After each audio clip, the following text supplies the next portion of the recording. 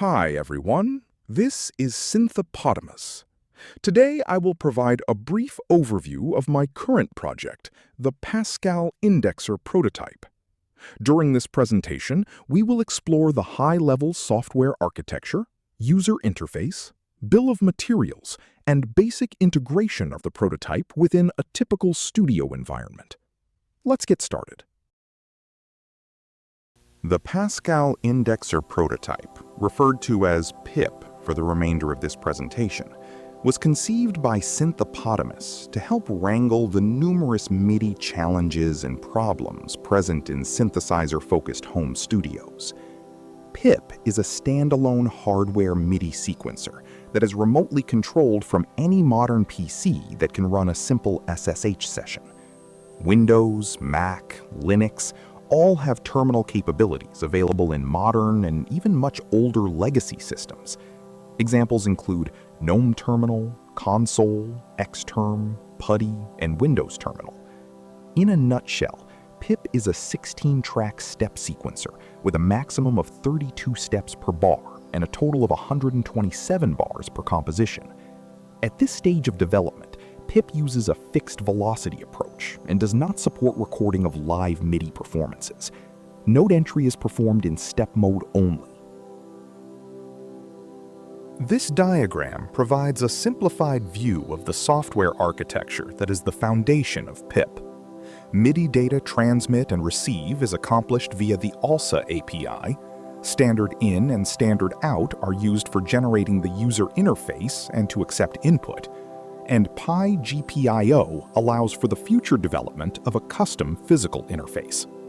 The remote console, typically used to interface with PIP, can be run on most modern PCs with an alphanumeric keyboard attached.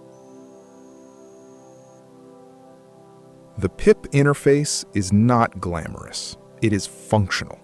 It sends and receives the minimum amount of data possible and keeps the focus on MIDI sync and transmission of MIDI data as its highest priority. If you're not familiar with hexadecimal notation, the interface may seem confusing at first. Without explaining hexadecimal notation here, the best analogy I can provide is highlighted in red. The pattern of zeros and ones is effectively a 32-step pattern, with the first beat selected for each set of 4 steps. In hexadecimal, this is represented as 8 number 8s. The notes that correspond to each active step in the pattern are highlighted in green. Notice, there are 8 active steps, and there are 8 corresponding notes. In this example, only a single note of polyphony is being used, with up to 16 being available. The bill of materials required to realize PIP is modest, coming in at under $300 based on recent prices found on Amazon. While other components could likely be selected, the components enumerated here are the components that the prototype has been tested with. No attempts have been made to verify against other USB to MIDI or MIDI controllers at this time.